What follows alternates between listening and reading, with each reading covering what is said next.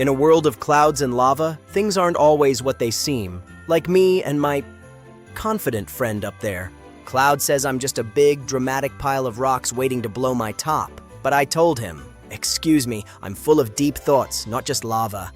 He didn't believe me, of course. Then he claimed he literally rains ideas. Show off. So I decided to show him some real power. I gathered all my dignity, prepared for a magnificent display. And, well, that happened. He actually applauded, sarcastically. I had to think fast to save my reputation.